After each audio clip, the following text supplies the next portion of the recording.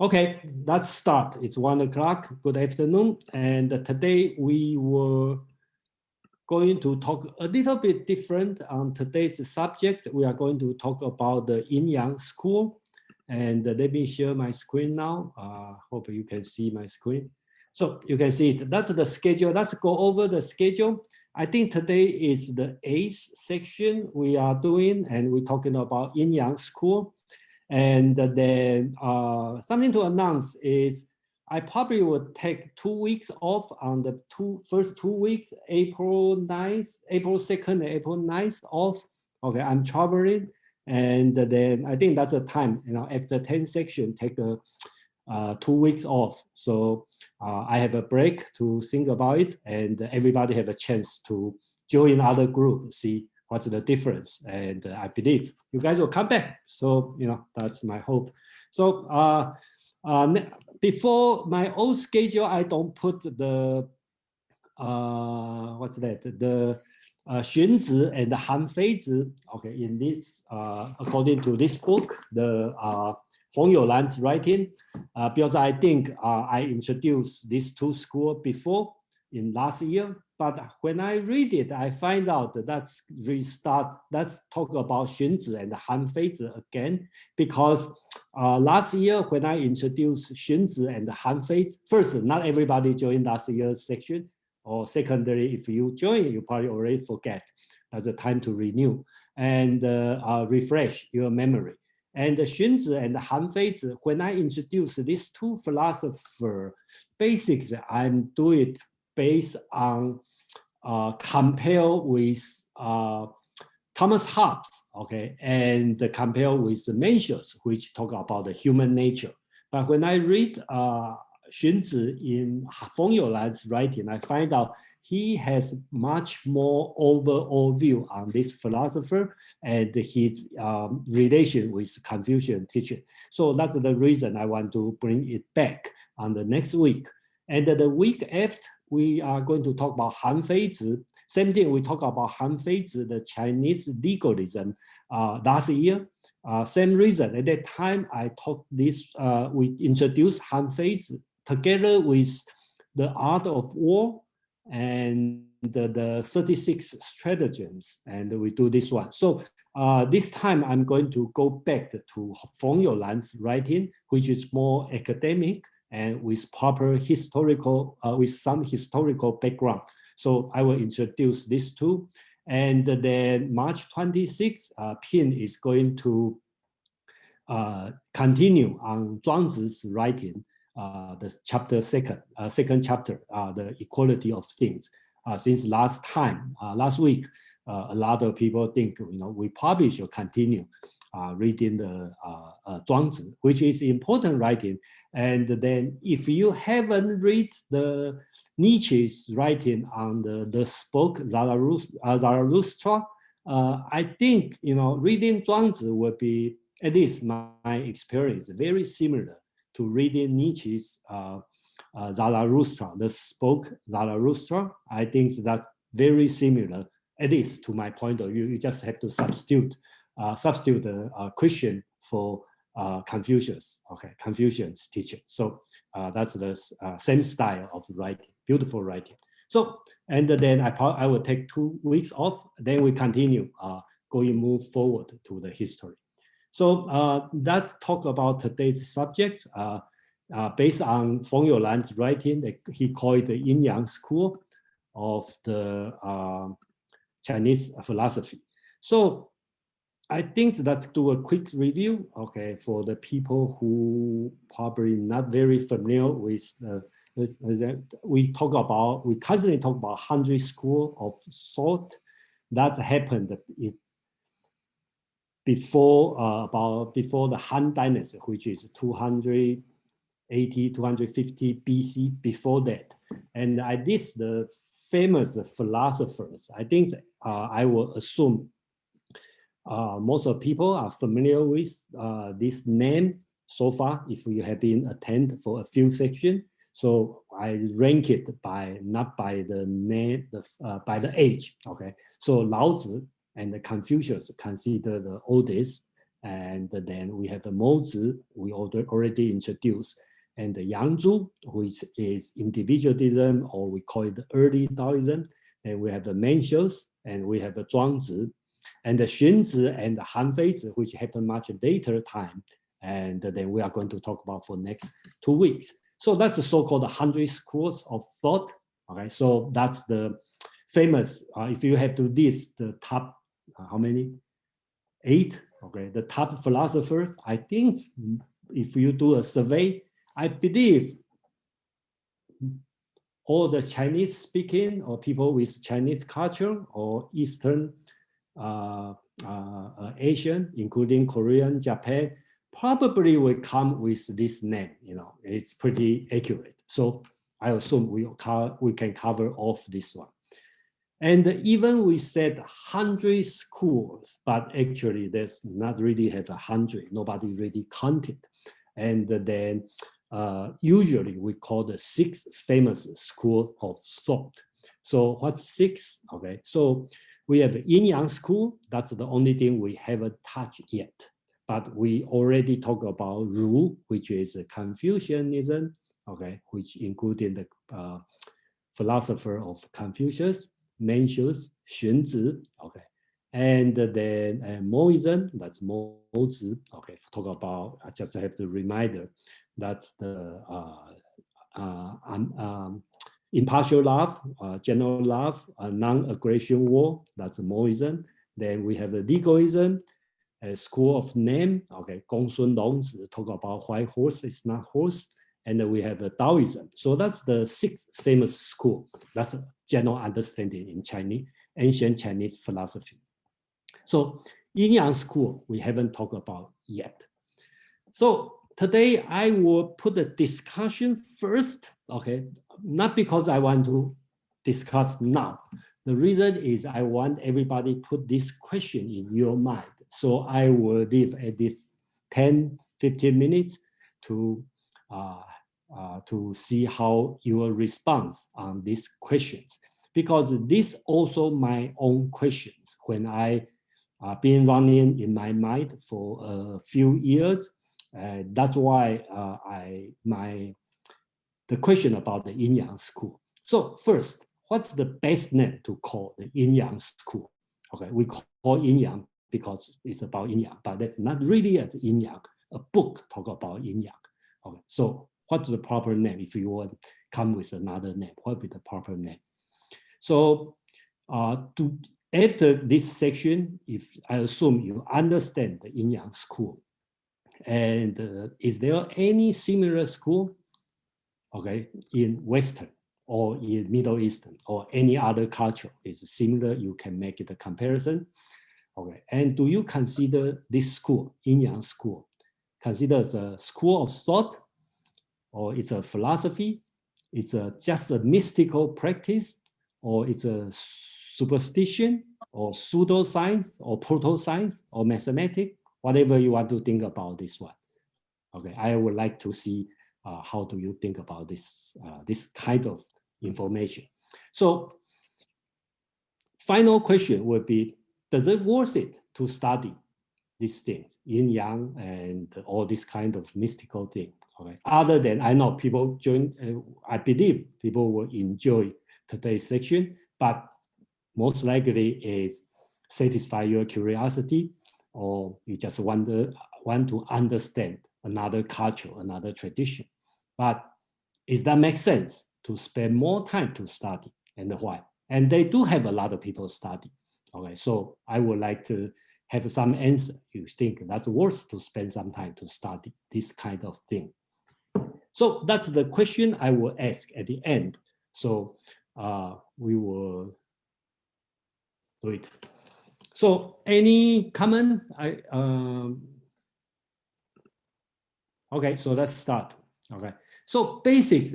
Today I'm going to talk a little bit about history. If you read the Feng Youlan's writing on this one, everything he's writing, I would say 80% of writing is based on the book called, I think it's in Feng Youlan, he called it the Treatise of Literature, or in Chinese we call the Yi Wen Zhi. Okay, these 3 words. And I don't want to take these 3 words easily because these 3 words is important. 译文字, that's an important book. So I like to use this chance before we go to the Yin-Yang school, give some history tradition, okay, of Chinese culture. I think that's very important. So everybody know this one, I show this chart for many times.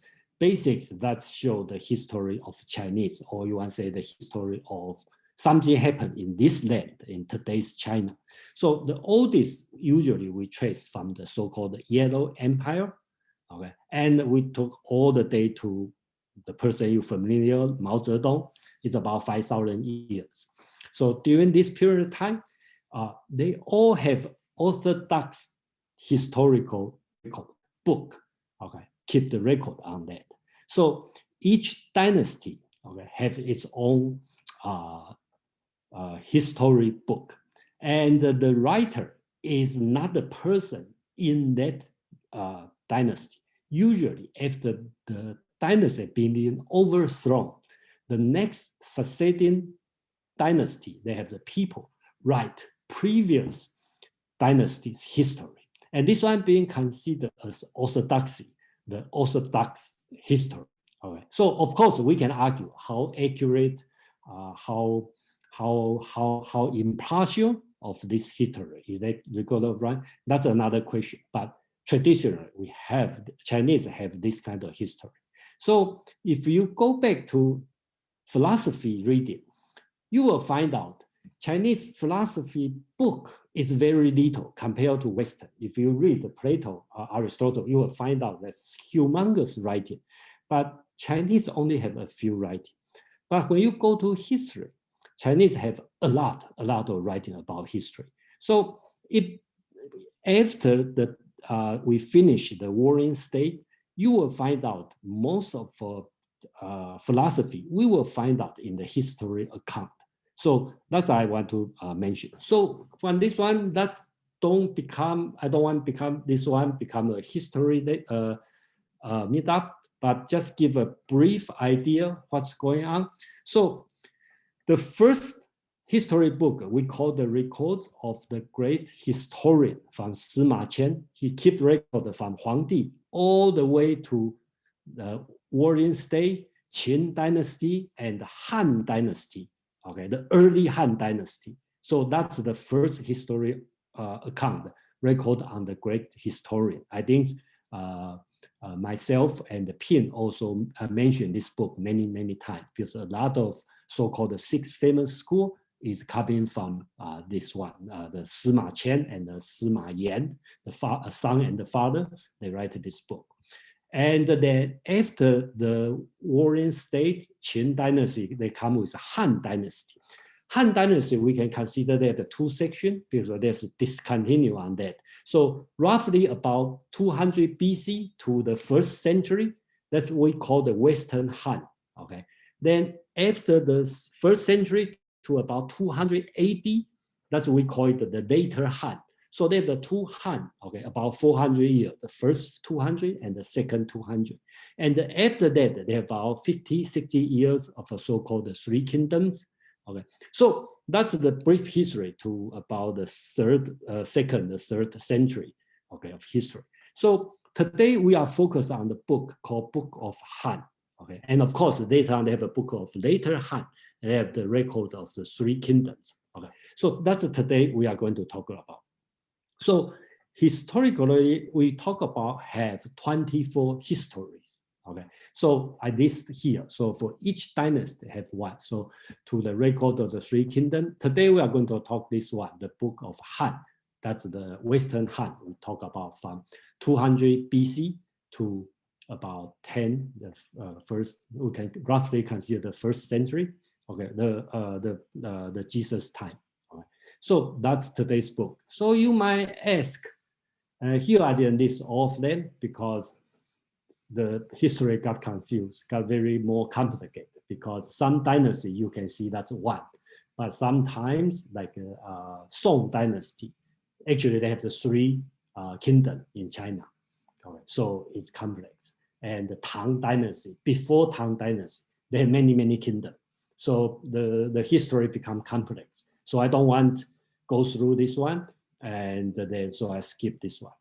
And that's one, and most of people know, it's the Qing dynasty. So after 1911, it's the end of the Qing dynasty. So suppose we have the history of Qing, and actually they have the two books, right?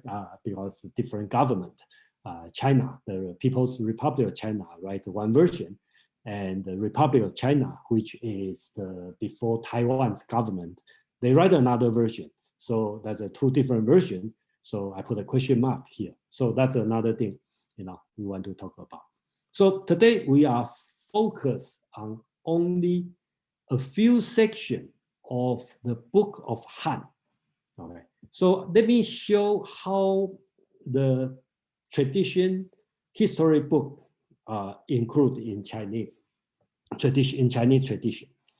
Book of Han, remember, it covers from the beginning, the end, from the beginning of the Han dynasty to the 200 BC, that's so-called the Western Han. Okay, so the book includes 100 volumes. Okay, so they have the 12 annals. Okay, annal means the 12 emperor. So each emperor has their own section. Then they include 8 chronological tables. They put a table to, the year, everything. They have the 10 treaties.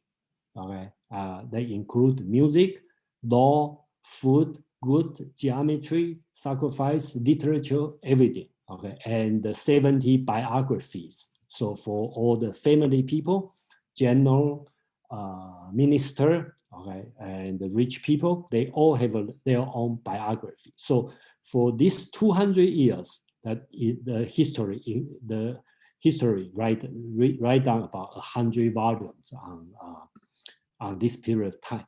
So today we are only focused on the treaties, one of the treaty, which is Treaty of Literature.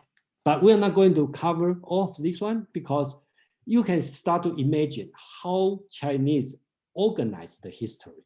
You will see the emperor is important, the people are important, and the book, the 10 treaties basically talk about the book, the culture, right? So they talk about food, law, punishment, music, all this kind of thing. And one thing talk about literature. The intention is to cover all the book, okay, in this volume. Okay, so and today we are not going to talk all of this one, but we are going to talk about in this treatise of literature, the historian include Yin-Yang school, which includes 6 classes. That's why when you read Feng Youlan's writing, he talk about 6 classes of the Yin-Yang school, okay, coming from. So that's why I go back to this book, the Treaty of Literature, and they have the 6 classes listed. So let me show the list here. So this one is the Treaty of Literature. So basically, you can look at how traditional ancient Chinese organize the book. Okay, think about the library. So there's how many schools they have, and they have a different family. That means a group of writer, and they classify of different kind. So the book including literature, includes Confucian's writing, because Confucian teaching become orthodoxy for the dynasty. So Confucius has put a different set category. The poet and writing, this one, and the military, and the herbal, technology, they all put in one category. And they put astrologer and the diviners in a separate category, and they have 6 of them. And that's what we are going to talk for today. That's Feng Youlan called it the Yin-Yang school, and probably the traditional name call it the Yin-Yang school. And according to Book of Han, treatise of literature, they have the 6 classes in this writing. So I will assume Does anybody have any question? And I just want to make sure, to this point, we are clear on where are we going to start from the history. Yeah, I just have a quick question. The Book of Han is actually basically written from the government of Han. They employ the historians to write, so it's more like a court historian, or is it written by a third person? And yeah, I got your question. Okay, so let me answer this one. People don't write their own history. Okay, so but Chinese always have the official keep the record. Okay, so for example, every day, okay, the emperor behavior, they all keep the record. Okay, including which wife, which lady he sleep with each night. Okay, so that's also important. Okay, and all the ministers, the report, okay, everything they keep record. Punishment, okay, they all keep the record. Everything they keep record. But that's not become a history. After the dynasty finish, so if you know the Chinese history, let me about on the first century, the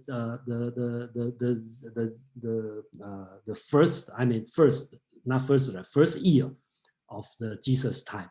Okay, they have the usury, right, happened in the time, and one prime minister, okay, take over, become a Xin dynasty. So Xin dynasty only lasts for 15 years. So after that, they have the revolution, and the Liu family go back to resurrect the Han dynasty. So after that time, we call it Eastern Han. So during the Eastern Han, the government start to hire people. The person is Ban Gu. Okay, he start to write the previous, okay, dynasty history. So how does he write it? He collect all the royal record, studied, and of course it cannot be finished by one person, but they studied and reorganize and write 100 volumes about the history. So it's happened every 400-500 years, because when the dynasty is over, some are short, some are long. When it's over, the new dynasty, the first thing they are going to do, they are going to conclude, okay, what happened on the previous dynasty. And they have a political reason doing that, because they, unlike in Western, in the Western Europe, or in the most part in Europe, the power of king come from God. So we have a divine power. But in China, there's no such a divine, only have the general speaking heaven. The emperor is the son of heaven. But how can you become an emperor? Okay, your father is not emperor. You kill the previous emperor and you become an emperor. So they have the legitimize this thing. So history, without the Bible, in Western, you can find the Bible because this. But Chinese doesn't have this kind of thing. You have a Confucius teaching. But importantly, you find the history because, right, they did something wrong. So by the command from the heaven, so they should be over. Then that's my turn. Okay, that's the new. So concludes what's wrong on the previous dynasty, and then that's a new start. So that's the purpose on that, and we will touch on this one, and that's also important in the Yin-Yang school. And thank you for asking this question. I hope I make it clear. Yeah. I just have a quick second question. Because the emperor, as we know, in Chinese is by mandate of heaven. Is that why the court, the Book of Han, they actually emphasize the astrologers and diviners? Because actually in court they actually use some of these divinations. Yeah, that's true, but it's not only in Han, it's on every dynasty, because that's the thing about this way. I read, many years ago, I read the writing from the Sima Qian, okay, or Sima Tan, his father, okay, the first historian, okay, the great historian writing.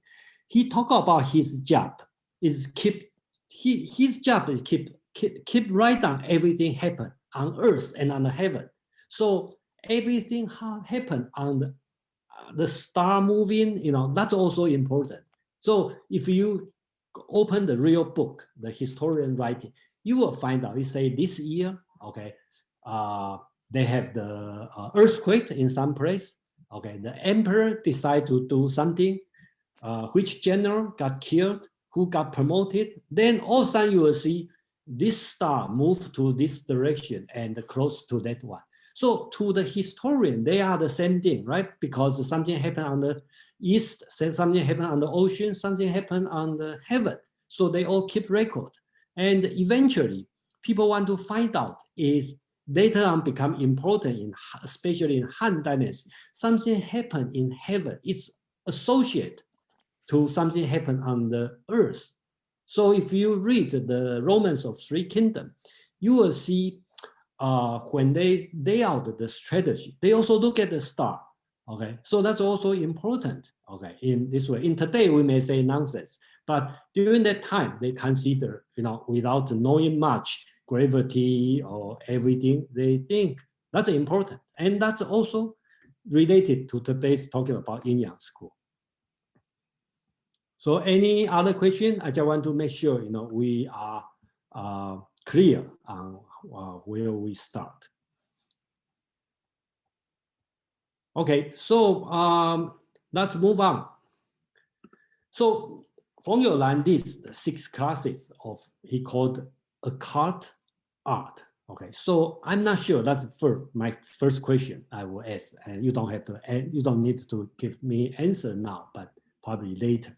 So he called it occult. Okay, and I kind of, when I read this one, I kind of think about is in the Western probably the mysticism.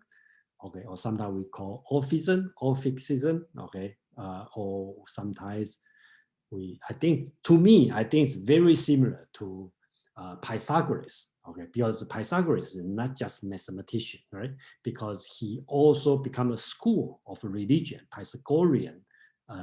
That's a school, it's a lot of mystery on there. So I think this one is very similar to Greek time, you know, the Pythagoreanism.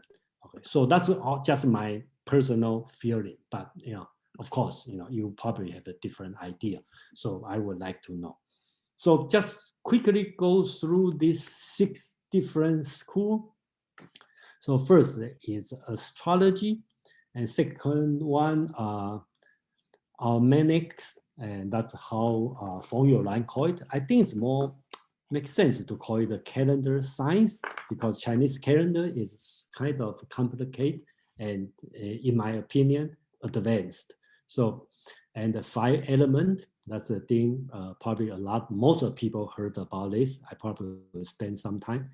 And number 4, I decide to use different translation because I should call it 占卜, okay, which is a little bit different than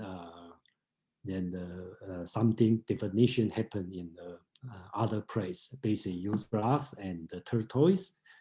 That's a tradition, and Feng Youlan explained that. So number 5 is a divination. That's a general divination, just like the question Alex asked about why you keep all this one, because Chinese try to find out because we all want to know what's going on in the future. So the best way to do is look at the sky and study what happened before, and hopefully we can find something happen in the future. That's the expectation. And the number 6 was study of form. That will become today's feng shui. Okay, and probably most of people heard about this name. Okay. Madeline, please, you have a question? Yes, I did the reading, and I think I missed the grass and tortoise part. Could you just fill us in a little bit on that? Yeah, because he used a different translation, which I don't like. Okay, so he called, okay, let me read the text. He said the force, right? Okay, the force is divination by means of stalks of milfoil plant, and that done with the tortoise shell or shoulder bone of the ox. Okay, that's he's talking about the number 4. So he called the definition, and the number 5, he called the miscellaneous. I think he calls the miscellaneous, or he called the miscellaneous divinations. Okay, and the 6 is system of form. So I kind of changed his translation, because I don't see number 4. You should call it the definition. Okay, because it's a very special, and that's why I call it the zambu, or grass and tortoise. Yeah, I will have a further explanation. I hope you got it. Do I answer your question, Madeline? Yes, thanks. So it would be Yeah, so the not, arrow.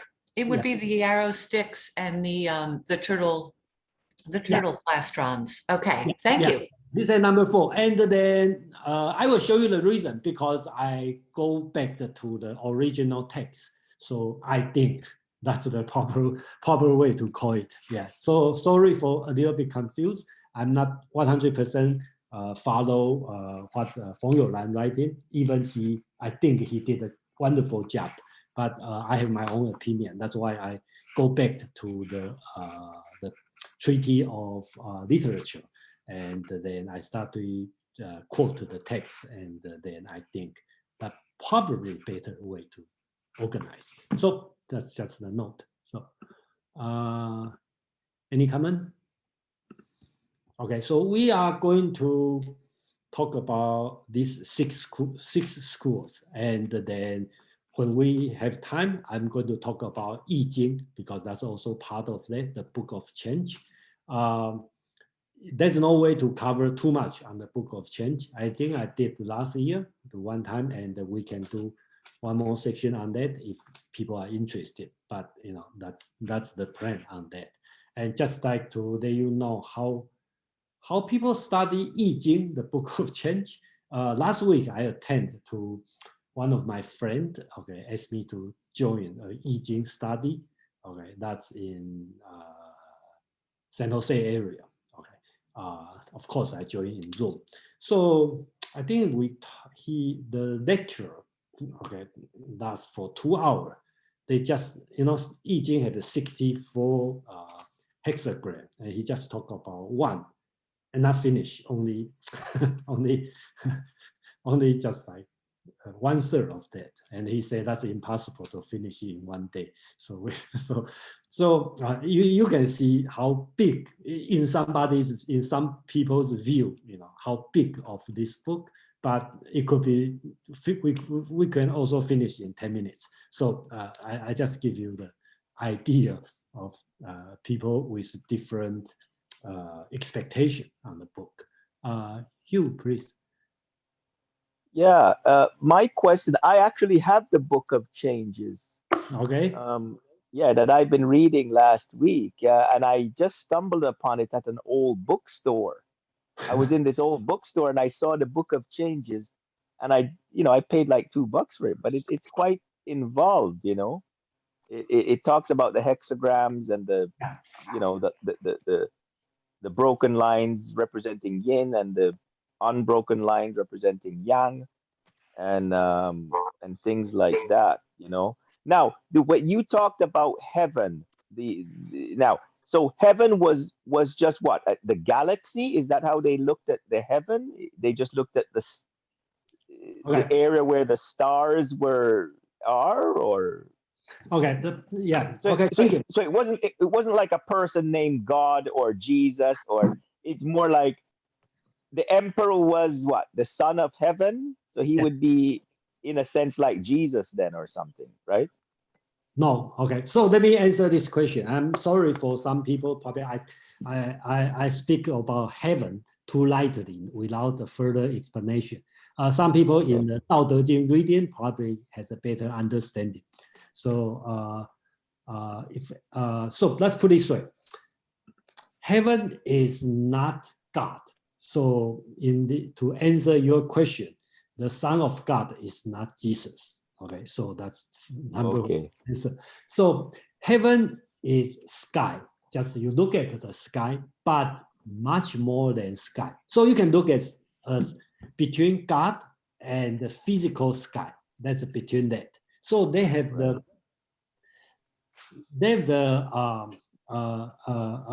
command from the heaven. Okay, so heaven is sort of like a God. Okay, but it's not the God. So heaven has some will. You take up heard the will of heaven.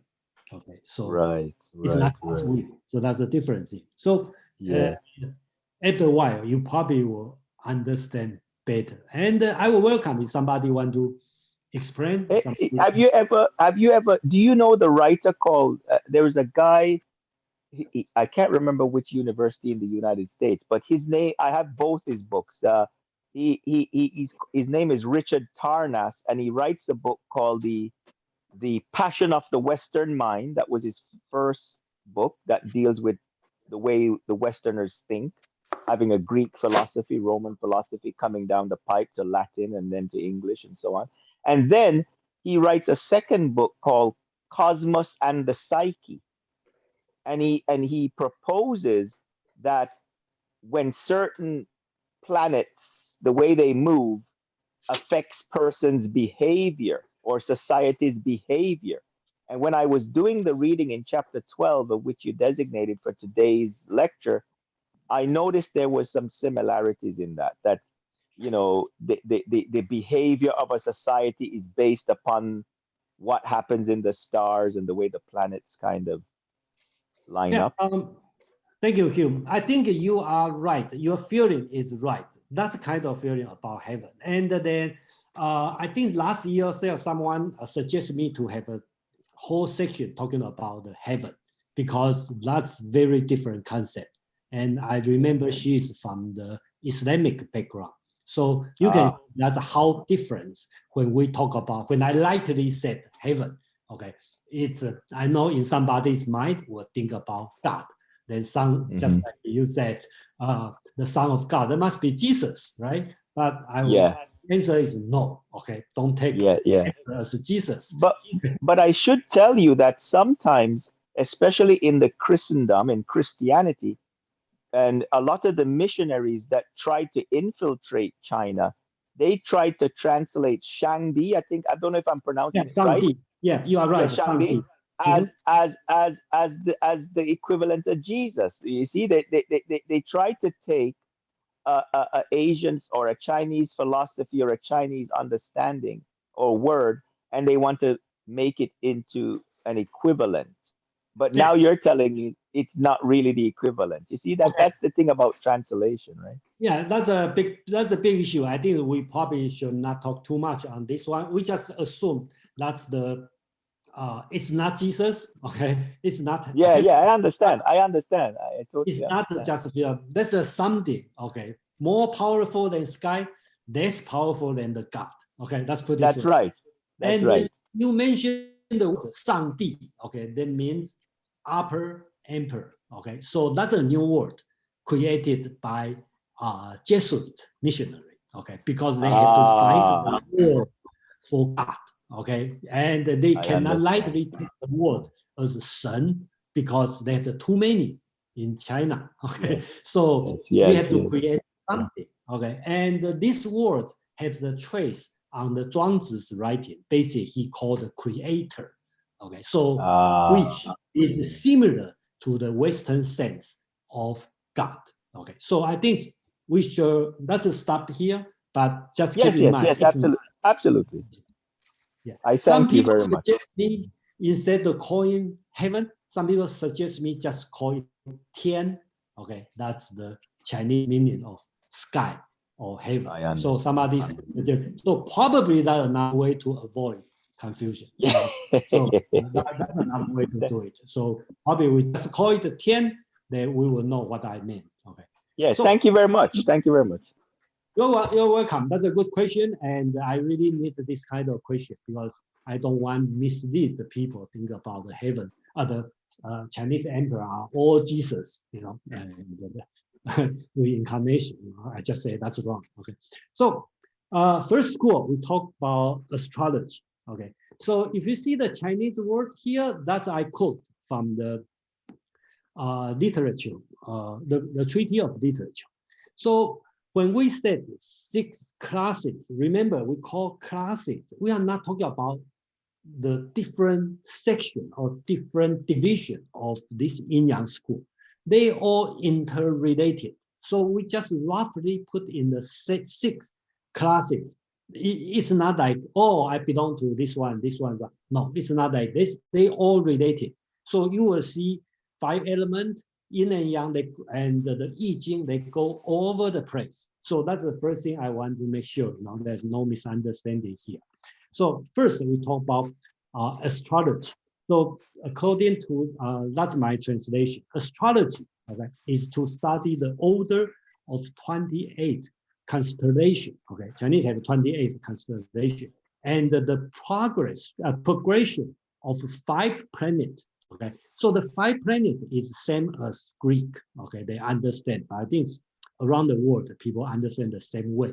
That's the Mercury, Venus, Mars, Jupiter, and the Saturn, right? 5 planets plus Sun and the Moon, that's 7, in order to keep record of the manifestation of fortune and the misfortune. So remember, the movement of the 28 constellations and the 5 planets and Sun and the Moon, their relationship will tell us something on the earth, fortune or misfortune. So remember, that's very political. Talk about the sage kings. Use this as a reference to rule. So that's the answer to your Hugh's question. Okay, what's the heaven? It's not God, but the movement on the sky. It have a reference to what happened on the earth. So the sage king will use this one as reference. Remember, it's not reference. They just not follow. They use this one to study, to reference, and decide how to rule. So according here, the writing quote the Book of Change, I Ching, the number 26, study a phenomena of the heaven in order to inspect the current trend. So you know what's going on. If you have a war between Russia and Ukraine, then you can look at the sky. Oh, because, that's the reason it happened. So that's the astrology talking about. And then 5 planets. I think, let me remind about the 5 elements. Okay, we will talk about 5 elements a lot. Okay, that's the water, metal, fire, wood, and the earth. So how does the Chinese name these 5 planets, right? Based on the 5 elements. So Mercury is water, Chinese call water star. Venus, Chinese call golden star or metal star. Mars is fire star, and Jupiter is wood star, and Saturn is earth star. So basically it's associated with 5 elements. So another thing people will be interested is the animal, right? The 12th zodiac. Okay, that's also associated. Basically, they have so-called 10 heavenly stem and the 12 earthly branches. These 12 earthly branches, basics is zodiac. They divided the sky to 12 different sections, okay? And each section depends, that's the time. So the 12 animals, I think most of people familiar with, let me show this 12 animal, right? This year is year of tiger, okay? So tiger, then rabbit, that's next year, and every 12th year. So basics, the 12th year is the zodiac. So the combination, so it's not as simple as this year's tiger. They have a different kind of tiger. So they have a combination with 10 heavenly stem. Okay, so it's impossible to translate. In Chinese, we call 甲乙丙丁戊己庚辛壬癸, because Chinese have no letter. It's difficult to do A, B, C, D, E in an order, but they have the 10 heavenly stem, okay, as an order, okay, and then combined with the 12 earthly branches, which is zodiac. So because both are even number, so if you do the so-called LCM, right? The common multiplier, that's a 60 combination. So every 60 years, they have the repeat cycle. So remember, this cycle is not just for year, because every month, every 60 months is a cycle. Every 60 days is a cycle. Every 120, because every 2 hours consider an hour in thing. So that's every hour have their own cycle. So that's the 8.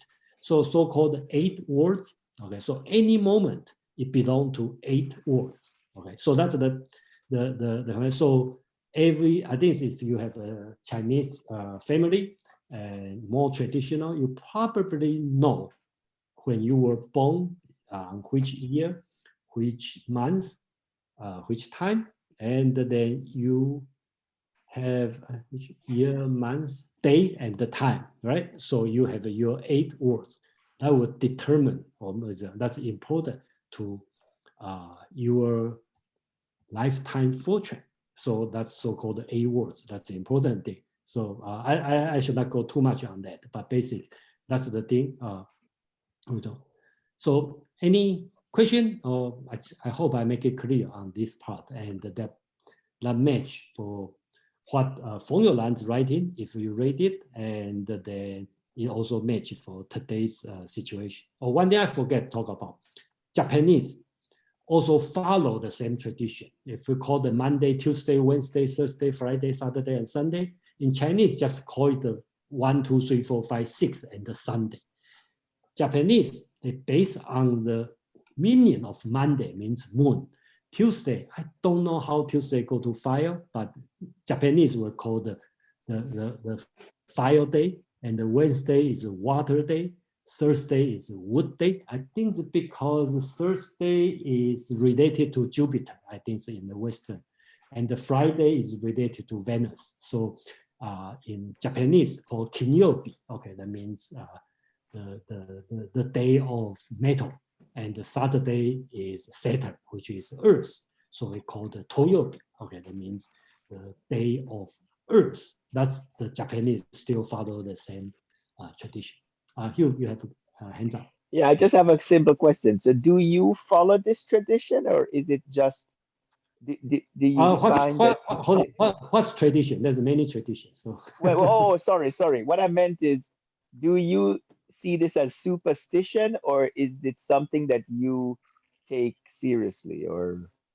Depends on who you ask. If you ask me, I never take this serious, but I kind of follow because it's a tradition. If not cause too much problem in my daily life, why not just follow? That's my attitude. Yeah, I So, understand. Yeah, I'm not a superstitious person. So so that's me. That's just me. But that doesn't mean Yes. But there are people who follow it from a superstitious point of view. Yes, they do, and not only Chinese. I find out a lot of American probably more superstitious. Yes, it's true. It is true. I agree with you. Okay, no comment on this one because that's your choice. Madeline, please.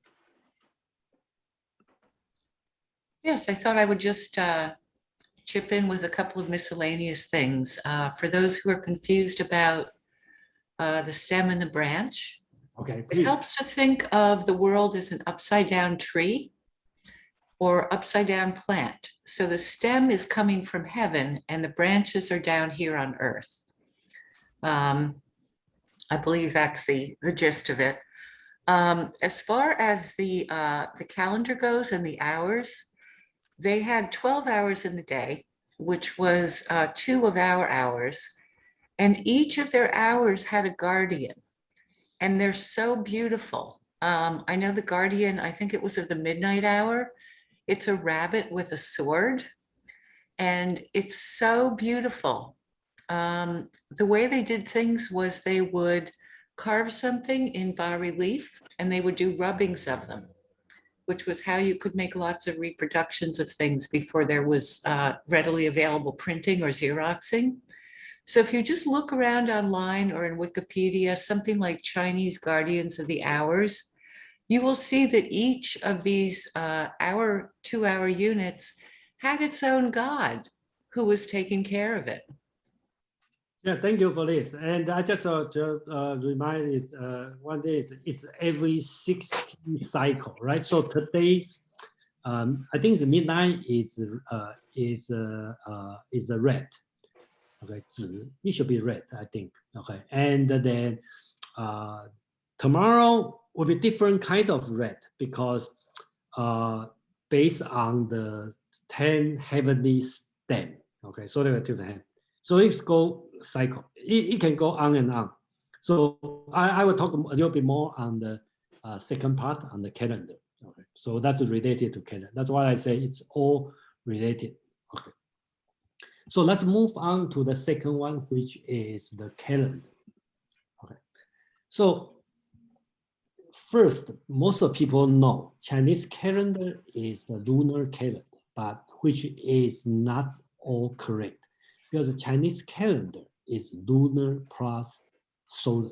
Okay, because all the so-called solstice and equinoxes, they all match with the calendar, Western calendar. So basics is using lunar, which is based on moon, and the solar together, but the lunar as a base. And so that's the Chinese calendar. That's why I think it's quite advanced. So according to the Treaty of Literature, is right. The calendar science, okay, that's Li Pu, okay, is to arrange 4 seasons in proper order to adjust the days of the equinoxes, okay, which is spring and autumn, and solstices, the summer and the winter. Therefore, okay, again, that's also important on the political. The sage king must rectify the royal calendar in order to unify the color of official clothes and the structure of color. So calendar is not only a science, it's also political important because the emperor, or when the emperor ascend to the throne, the first thing he will announce this year is what year. That's the use his name for the year. It's probably difficult to understand, but if you look at Japan, still keep the same tradition. This year is Reiwa, right? Because 4 years ago, he became the emperor, so he started the year as Reiwa. Okay, so so this year I think is the 4th year of Reiwa, and his father is the year of Heisei. Heisei is I don't know how many years, 20, 30 years. Okay, so when the new emperor started, they started the year 1, but they give a name on that. That's happened in Japan even today. So you have no way to know 20 years, January 26, okay, how going to do it, because you don't know is that the Reiwa still alive or he died already, they have a new emperor, they have no way to know. And then if you ask you the question, how about the how many years between Showa and Showa 3rd year and the Reiwa 1st year, you don't know because you don't know how far between these two emperor. So and China get even more complicated because one emperor may have many different day, different year to start. So that gets very complicated. But just want to know the takeaway is it's important for emperor to start his year as day. And sometimes you got killed if you don't use correctly. Okay, if that's how serious it is. So that's the calendar. Okay, and in today's sense, okay, and I probably you will ask me, okay, do you still believe this? Same thing, same conclusion. Today we call the Huangli. Okay, right now it's much easier because it's online. So I just covered today is March 5th, right? So basics that's still happen today for a lot of people. So here we said if you see the red one, that's something you can do today, and the black one or the blue one is something you should not do today. So every day will be different. So you can check, and before I have to bring the book and to check, and right now it's online, so it's easier to check. So basics will tell you, okay, what day is today, and this one is something good. For example, good for open a business. Something I even don't understand. Okay, so to make in the clothes, to make a deal. What is bad? Okay, travel. Okay, and moving, bury the death is a bad day. Today is bad day. So basics, that's the still happen today. So I believe Hugh will ask me, do you believe this? And I will say, no, if not change my plan, I do it. And then if too difficult, then depend, I find the shortcut or something, So Right. and again, that's me. And sometimes some people will hire the so-called feng shui master to find the perfect day, and not only day, you can go to the perfect time to make sure you will do something very successful. So that's the thing we talk about. So any question and comment on this one? Yeah, just quickly, can you share, you said this is a website. Can you share the link of the website? Because I find this website pretty pretty well organized. Thank you. Let me send you later, okay, on this one. Okay. Sure, Okay. thanks. Yeah. If you search for Huang Li, okay, you should be able to find it. They have a lot, and I double check with different one. It's usually is no mistake. Either everyone are correct, just because it's been written for a long time, and they have a certain method to calculate. I don't know the detail, but it's quite accurate. So accurate means consistent. I'm not saying accurate because okay, number 3, 5 element. So I think most of people know what's the 5 element. So let me repeat here, the writing here in the Treaty of Literature. 5 elements are 5 constant forms and the qi. So they use the word form and the qi. So remember, I think constantly people call 5 element because the Western, okay, we call 5 elements. So let's compare. Okay, we have China has the metal, wood, water, fire, earth, 5 element, and the Greek, traditionally have the. If you read Platonic dialogue, Timaeus, right?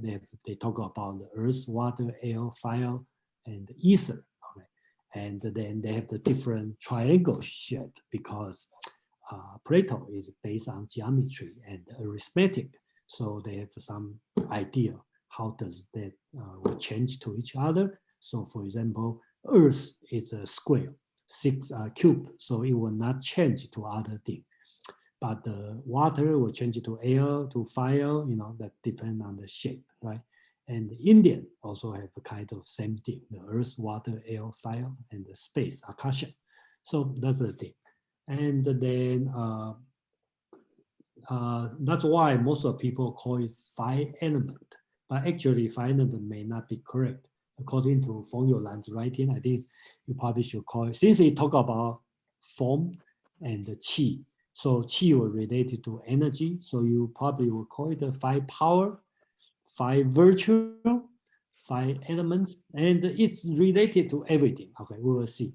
Okay, so the reading, the text writing is this: the order and the disorder of 5 elements, and the appearance and the disappearance of 5 planets are all caused by the law of calendar signs. They also begin and end with these 5 virtues, 5 de. Okay, they call it 5 wu de. Okay, so here in the text is called 5 virtue. If you're familiar with Dao De Jing, that's de. Okay, so not Dao, it's de. So this one is 5. So this 5 is different. If you take as an element, that I will say in general it's wrong. Okay, basically these 5 will change each other. So just like in Timaeus, right? Talk about the water will become air, air will become fire, fire become ether, all this kind of change. So in the Chinese, 5 elements is something like this. So killing and producing. So let's go through this one. So that's wood, fire, earth, metal, and water. So wood will produce fire. I think logically you can think about, you can burn, right? After burning, the fire will produce earth, that's the ashes. And from the earth, you can find the metal, right? And from the metal, after you melt metal, it becomes water, okay, liquid. So basics is a cycle, and the liquid will produce wood because you need water to grow something. So that's the cycle to produce. So wood will produce fire, fire produce earth, earth produce metal, metal produce water, water produce wood. That's important. Okay, please memorize it. Okay, and then they all kill each other. So look at the wood will block or kill the earth. Look at this arrow, okay? And the earth will block the water. So we call the earth will kill the water. Water will distinguish the fire. The water will kill the fire. Fire will melt or kill the metal. Metal can cut down the wood.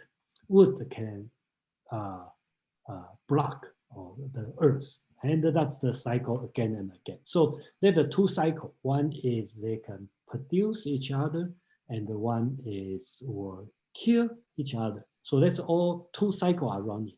And if you want to be serious, you should memorize this one, because when you go to history, go to medicine, Chinese medicine, okay, they all important here. So any question? Any comment on this one? So let's move on. So I just make a table here. Okay, so just the purpose is just that you know it's not that simple or 2 cycle. Okay, the 5 element I call it, even it's it's not a proper name. Chinese called 五行. Okay, 5 movement. Probably that's a thing to call the original meaning. So they've associated with different color. Okay, so important. You will see why it's important. Metal is white, wood is green, water is black, and fire is red, earth is yellow. That's 5 different colors. If you look at the feng shui, okay, that's the direction, location, okay, because metal is on the west, wood on the north. If you look at the map of China, right, on the north, that's more forest. On the east, that's water, that's the ocean. On the south is fire, because in the south of China it's hotter, and the earth in the center.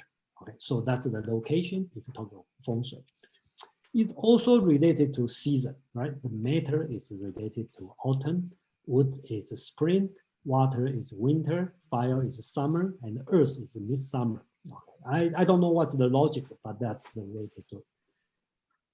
Related to the food, okay, they also have a different flavor. Metal is spicy, wood is sour, water is salty, fire is bitter, and earth is sweet. Then go to the medicine, they have organ, right? So the metal is related to your lung and to your liver, to your kidney, to your heart, your stomach. So they all related. So when you see a Chinese doctor, it's about you have some lung problem, so it's a metal, and then depend on yin and yang, then you will probably will ask you to eat something, okay, spicy, or I don't know, don't take my advice, but basically a more complicated way to look at. And I just oversimplify everything. So basically, that's the logic running behind the Chinese medicine, the logic running behind the feng shui technology. So that's everything related, 五行, so the 5 elements. Alex, please. Yes, actually, as a Chinese, I have personal experience with fortune telling, right? So can you go back up to the last slide? I just want to explain a little bit how they do it. So they say that when it comes to relationships, like, if you're a fire element, then you should not go out with somebody who is a water element, because though it would be conflict, right?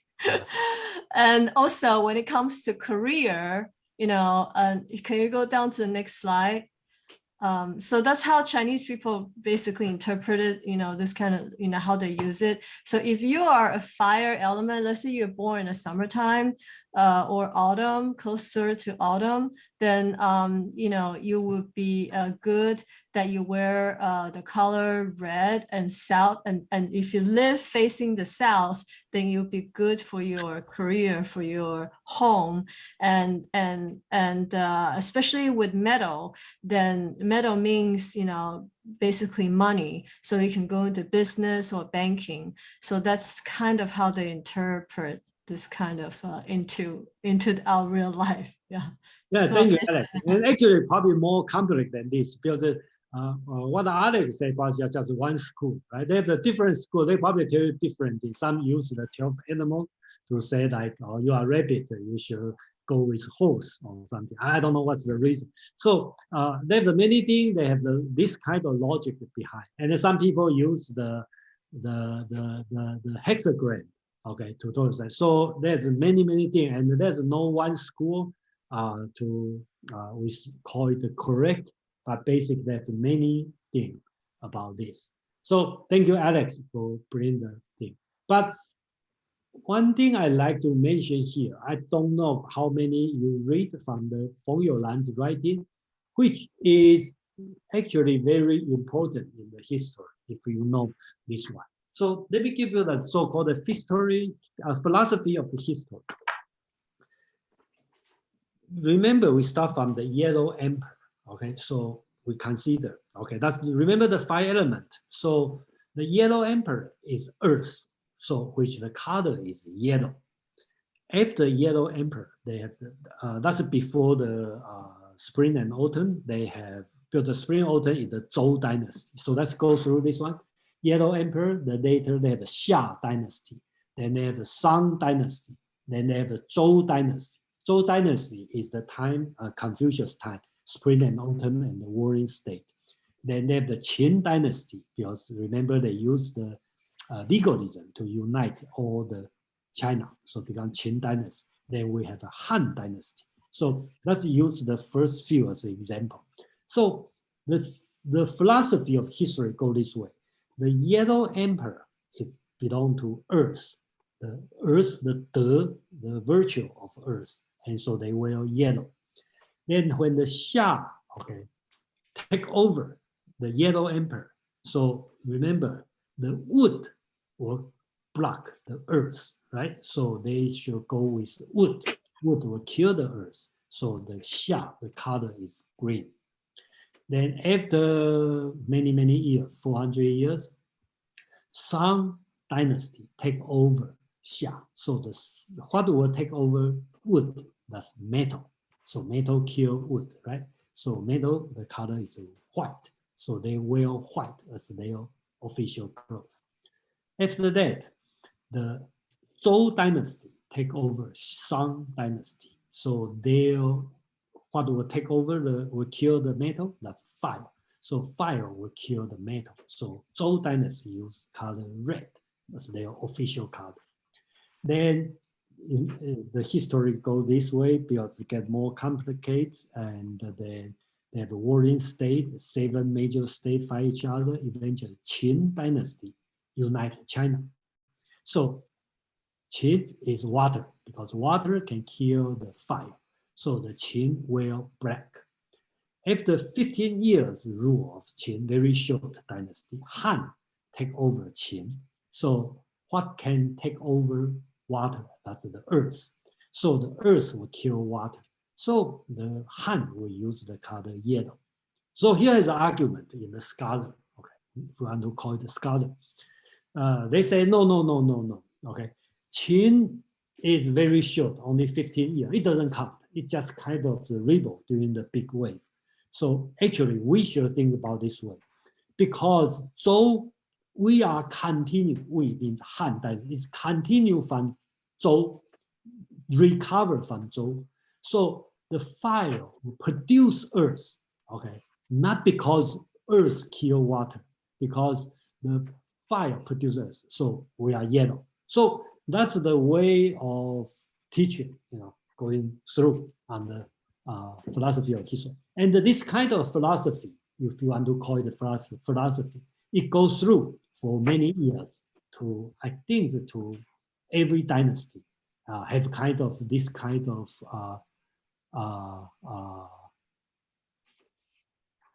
for this kind of logic going behind. So let's finish on this one. So question, Madeline, please. Yes, as I recall, possibly not correctly, the Yellow Emperor is a kind of semi-legendary figure back in the midst of time.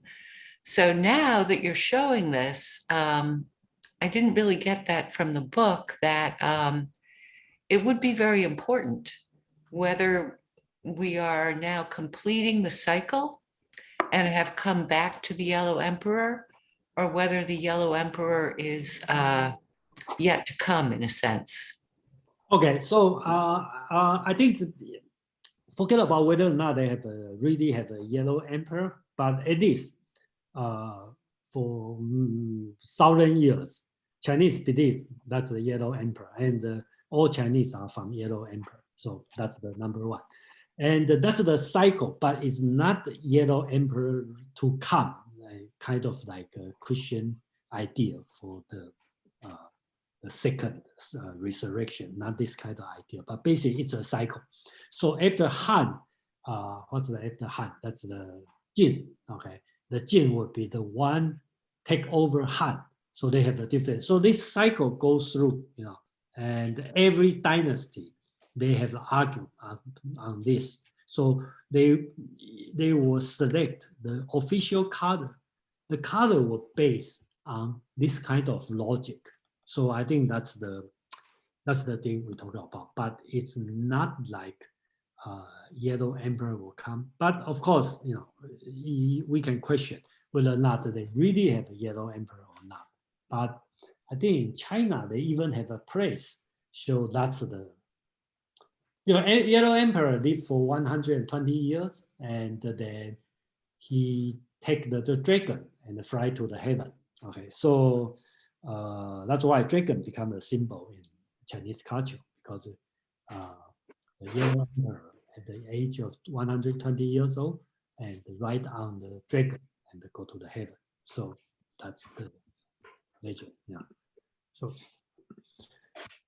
okay, so let's move on, and then number 4, I think the Madeline has this question, right? That's, I call it 占卜 or 释归 in the Chinese words. So let me read what I got it from the Treaty of Literature. He talked about the 占 and the 卜. Actually, I should call it 释 and the 归. Okay, that's two different are used by sages. Okay, again, everyone related to sage. Okay, the sage kid. If you have a big doubt, and then consult with 占 and the 卜. Anybody can tell me I should spell B-U or P-U? Probably B-U, So, yeah, it should be B, I think. Okay. So when 君子, again, 君子 is going to do something or travel to somewhere, he asks them, means 占 and the 卜, to get the message, and then he will follow the instruction.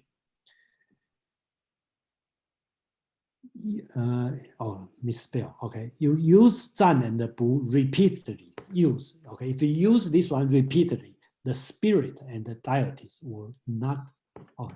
Let's be sure, will not respond.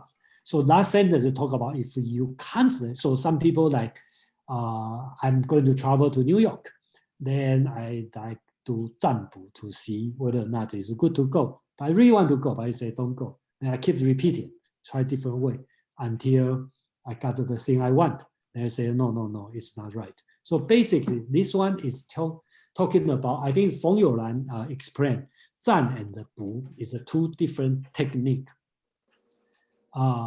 Zan is this one. Okay, if you so-called a Bu is this one, is the oracle bones. Okay, in the ancient time, they use the, if you go to Taiwan, in Taipei, the National Museum, you still can see this one, because there's many of these, because they use the turtle shell and drill a hole and burn it. They have a crack, and based on the shape of crack and consider what's the oracle.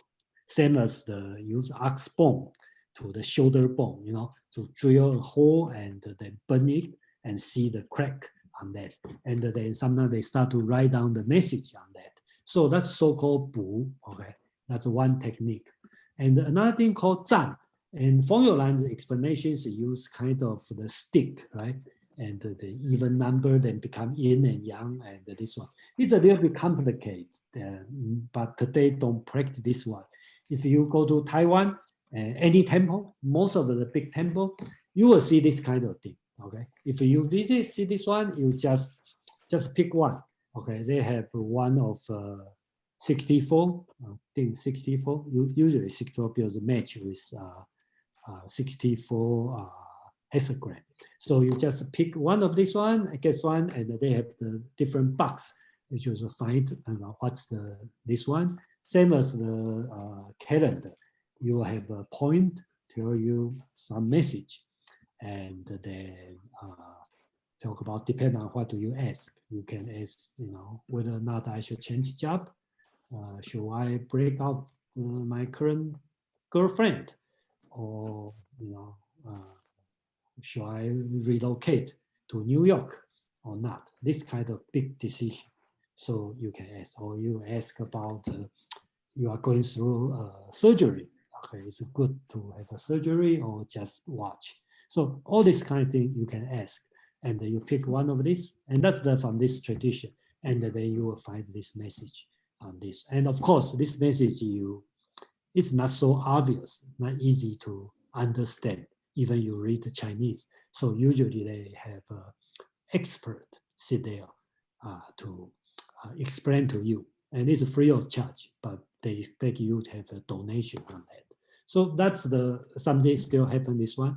And the different temple have a different kind of thing because they have a different God or whatever over there. So there's a different message. So it really depends. So some people will say, this temple is pretty good about marriage. So, you know, you go there, and then some are good for your business. So you can go there. So that's happened in today. So that's why I call this one Zan and Bu, because I think that's related to different technique on this. So, question, Alex, please. It's just a quick question. The poem, the poem inside the Qian, right? Is that from historical, or is that something that people make it up later? I don't know. I really don't know. But I notice, you know, they are different temple have a different writing. I don't know who decides this. I have no idea. But usually they were, you know, never been very clear, right? So that's the way to do it. If it's too clear, then sometimes it's wrong. So it's never been very clear. So they're open for interpretation. But usually their writing is pretty good, you know. Sometimes just my personal experience, I usually don't go to the expert. I just get it and then read it. And whatever you got, you kind of like, you can serve as a warning, right? So if you are to take things too lightly and you see the words about like careful, or sometimes they will call the historical account, and they will say, I should be more careful on these things. So something like this. So it really depends how you want to take this one. Yeah. So okay, so that's about the number 4, which I call it the Zan and the Bu. Number 5, divination. Divination, that's the text I write down here. Divination is to keep the records of the phenomena of all events and waiting for signs of the good and the evil. And the data is called from the Book of Change. It said, observe the events to foretell the future. Okay, I think I already covered this one at the beginning. That's why Chinese the history is important. They keep on all things happen on the heaven, on the sky, and on the earth, everything. Okay, so because people try to find out, try to foretell the future, they want to know. Everything has a cause. Very similar to, I think most of human were this kind of thinking. Everything has a cause. Why do I get the cancer? Why have a war? Instead of look at the secular reason, you probably look at some divine reason. So that's that's the definition on that. And they have many things on this one. That's why Feng Youlan calls it the miscellaneous definition. So let's move on number 6. So this one is important, the study of form. Okay. Basically, I just summarized it. Basically, talk about geography. Okay, I'm going to mute all. Okay, and today. Okay, so okay, so number 6, study of form. Basics is talk about, I just summarize, talk about geography of 9 states. Okay, in China, traditional concept 9 states. Talk about the architecture of the city and the houses. So this one become today's feng shui. Okay, and the measurement of people and the animals, bone and the shape. That's another thing. That's another technique to look at the people's face, okay, and decide the personality. So let me show you this one, okay? So-called physiognomy, right? I don't know how to pronounce it. Feng shui, okay? I think most of people know feng shui. And this one is kind of like still going on. If we go to the subway station in Taiwan, sometimes I still see people doing this. They put the place or in front of temple. There's some people, so-called expert, they will put this picture and they will look at your face and the nose, the person, and then to decide, what you should be careful and also match to the year and the day, the time, so very similar to in the Western so-called phrenology, right? In the phrenology, I think it's happened in the 19th century. People start to look at the school. I mean, in the English, right? England, people start to look at people's school. So this guys, people are smart. This guy is stupid. This guy has a hot temper. This kind of thing. But later being viewed as the pseudoscience because they lead to discrimination, right? They always talk about the white men are smarter and the Asian, Indian are less human, this kind of thing. So basically viewed as pseudoscience. But this one is a little bit different. The basics look at the face. So here called Tianting. Okay, so if here you shining, okay, that means you probably it's going to can make a lot of money, and then also have the more in your face. Then that go complicated. I'm not going to go very detailed, but basics, that's the thing we are going on this one. So basics, that's one. So I will put a short stop here before I go to the I Ching. Okay. And then, so basically this one covered most of Feng Youlan's writing, but I add more on the original text and related to what happened today. So that's the 6th school he's talking about. And this all, remember, this all related to I Ching, all related to the 5 elements, and all related to Yin-Yang. So that's I think. And so right now I'm open for a few questions, and then any comment or you have your own thought on this one for like a few minutes on this. So any question? Alex, please. Yeah, I have a question. Why is it they call feng shui? Because American people probably don't know, but the literal translation of feng shui means wind and water. Feng shui, wind and water.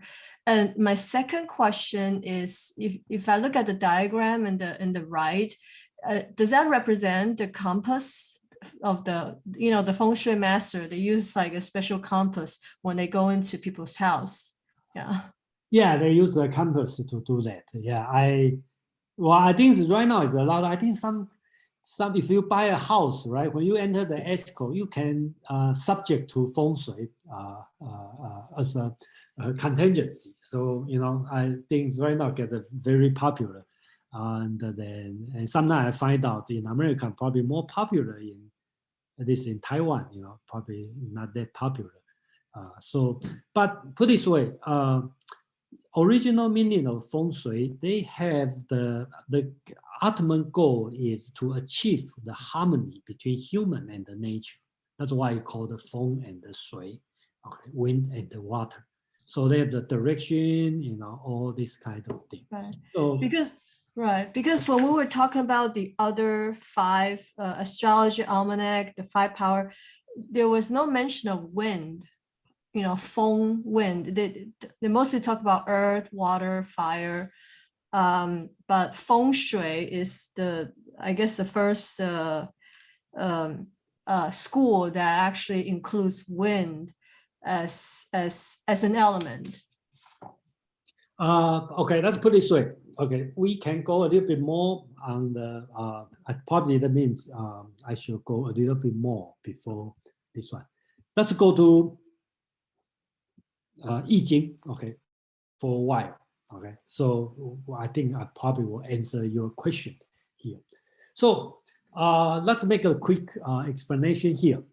Okay, Yi, okay, for I don't know how many know, somebody don't know. Okay, let's put it this way: Yin and the Yang. Okay, so the solid line we consider Yang, the broken line we consider Yin. Okay, so if you put 3 together. If you put 3 yang together, that's a heaven. Okay. You put the 3 yin together, that means that's earth. That's extremely yin, and the heaven is extremely yang. So since each one has a 2 combination, I use a digital, right, as 0, 0, 0 as yin, 1 as yang. So if you go binary, that becomes 1, 1, 1. That's number 7, and the 0, 0, 0 is number 0, right? So the first we're always going from the bottom to up. So the first one is yang and the yin, that's mountain.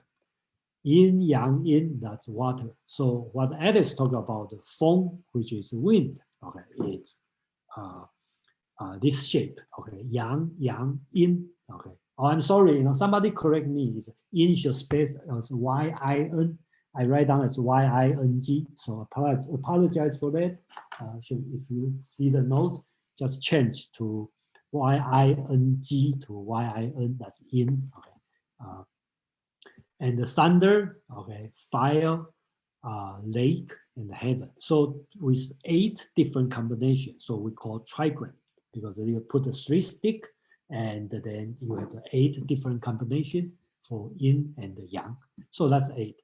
Same as the 5 element. Okay, that's why I think Alex asked this question, because I haven't gone through this one. I forget.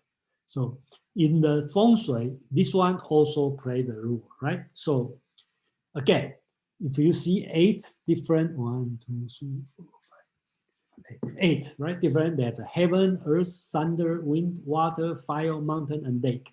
So you consider that's the 8 different phenomena.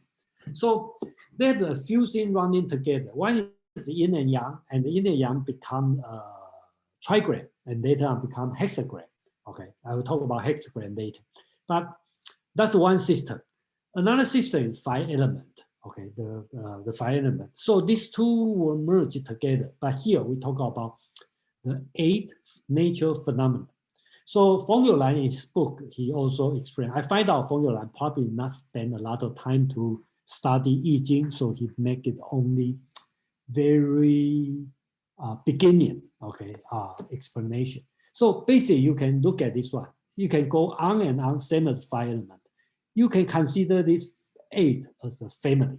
So all yang, that's father. all yin, that's the mother. Then the thunder is eldest son, because you're going from the bottom, that's a male, female, female. So you are the eldest son. So if it's a female, male, male, that's eldest daughter. Then if the male is in middle, that's so-called middle son or the second son. If the female in the middle, that's the second daughter or middle daughter. If the male on the top, which is the last one, that means youngest son. Female on the top, that's the youngest daughter. Then it also associated with the 5 elements, metal, earth, fire, they have the way. And also associated with the direction. So that's why, when Alex asked the question, why the wind come out? Because the feng shui use compass, and then they also related. And I don't know what's the detail, but basics. That's how it related together. So let me go to the last section, and then, so usually when we talk about the 64, the book of change, at the beginning, Hume talk about the book of change. I don't know what kind of book you have, how many pages you have. You probably can tell me how many pages.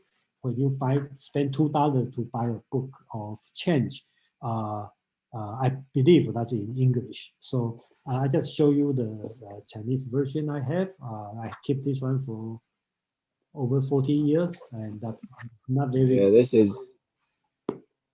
Book of Change. This is the English one. The English. Yeah, how many pages you have? Oh, I have pages on this is 448 pages, something like that. Okay, so that include the appendix too, like the.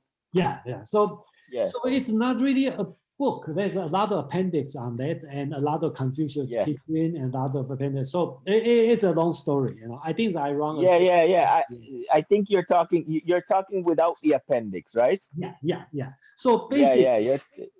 Let me finish this one. So basically, if you put 8 and 8 together, there's a combined becomes 64 gua. Okay, so that's a hexagon. So that's the table of 64. Okay, so the book goes through with this 64. Each one have its explanation, overall explanation, and then each line. Okay, remember each one have a 6 line we call yao. Each yao attached with a text. Okay, short text talk about the meaning. So the meaning would be roughly speaking, there's 2 things. One is talking about the meaning, the phenomenon of this one, so-called xiang. Another one is tuan. That means they have the lesson, they have a moral lesson on this. And some people say that because the one sage king write it, some people say that Confucius write it. So basically each line. So you can see 64 gua, okay? And each one have its own meaning, and each one has its own lesson. Most likely the moral lesson you have to learn. And then you go to each single one, okay? Because each one has 6. So you have how many? 6 times 64, there's 384 yao, that means each line. So each one has the meaning attached to it. So of course, just like a Hume's book, you can go huge on that, because each yao you can write 20 pages to explain, further find all the historical account to explain it. So when people show me like, oh, I have a book called Yi, then first thing I would like to ask is how many pages you have, because you can go like 800, 10,000. You can go as long as you want, because each one you can have further interpretation on that. But the original is just a few lines on each one. Most likely talk about the phenomenon, and also talk about the moral lesson, which is written according to tradition, written by Confucius.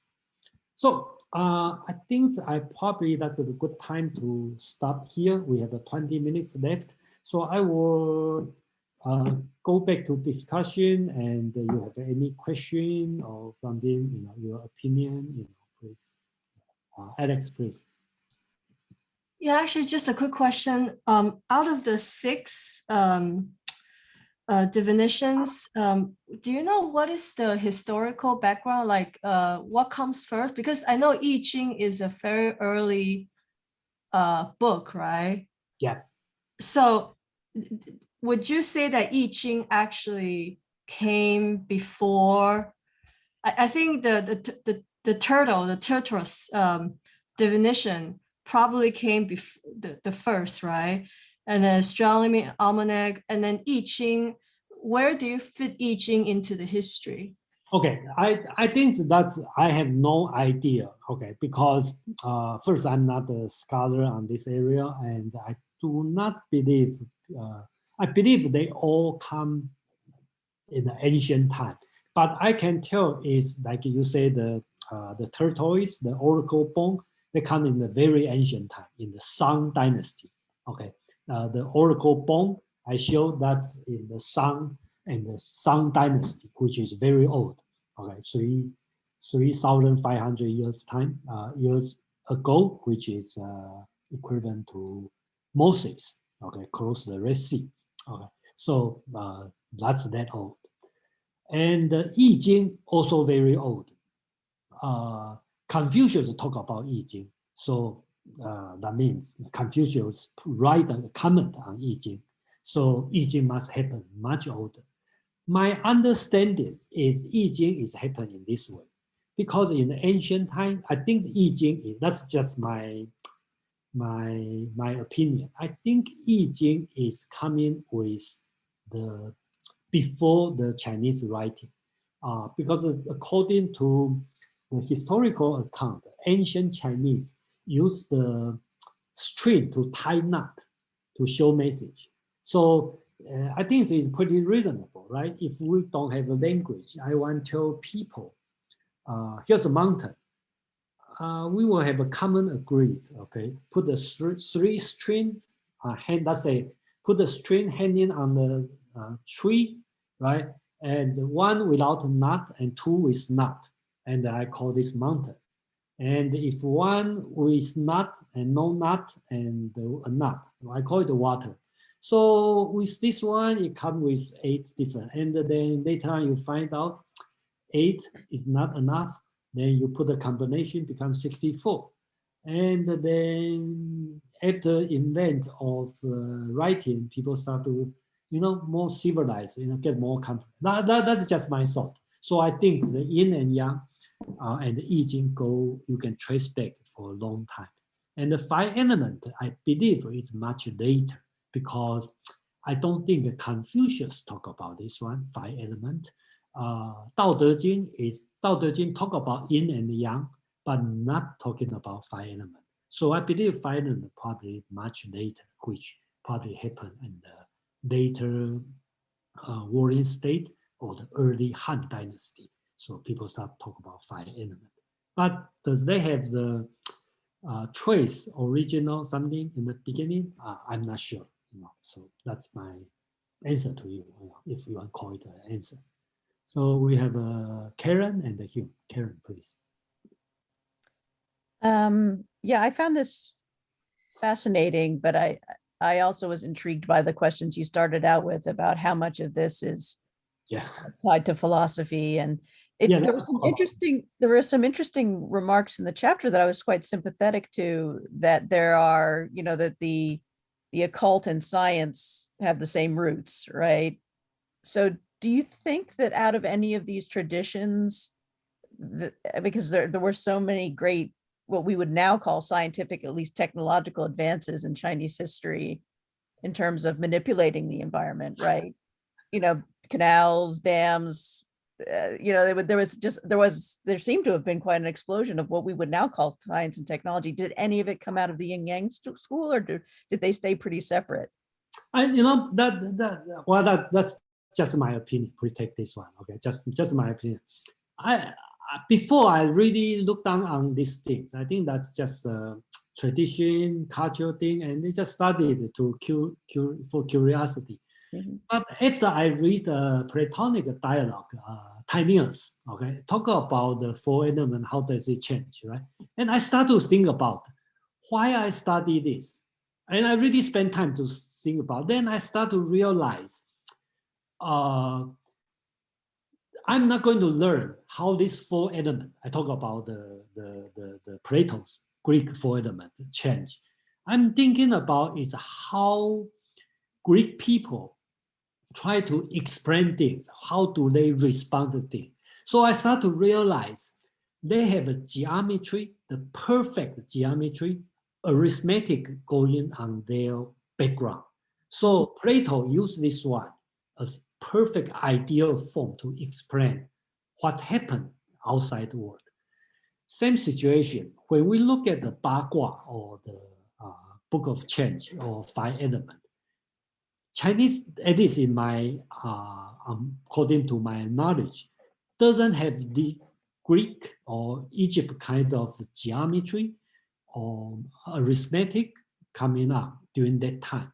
So the change of the 8 element, 5 element, or 8 hexagram, 64 hexagram, how does its rule go? Probably serve the purpose of Greek sense of mathematics. So use this one as a back to running how they think about it. So I think that's the reason I get, at least to this moment, I kind of see this one. And I don't see, because so far I still can see people interested in use this one in the practical reason. For example, feng shui, or study the I Ching, try to understand what things happen. At least I don't see this way. I see kind of like exercise, like when we try to work on the, let's say, partial differential equation. Okay, sometimes you don't have a real purpose, but you just exercise it and then exercise your mind, and then you start to understand things. That at least that's my thought. But of course, it's an open question. You probably have different idea on that. So I hope that I share myself, and I will be very happy to know how does everyone think about this, and that's why I want to, actually I'm very curious. How does everyone think? You can say it's totally nonsense. Don't talk about this one anymore, or you can tell me that's wonderful. Let's spend the rest of our life to study Book of Change, and I think that's all fine. We have Hugh, Kevin, and Madeline. Hugh, please. Yes, my question has to do with the way every so often you mention the difficulty of translation from the original language into English. Now, my question is in that regard. Can you explain the logic of the Chinese writing in English? Like, can you give us some idea how, what I'm going to call it hieroglyphics? I don't know if I'm saying it, using the proper term for the Chinese characters, but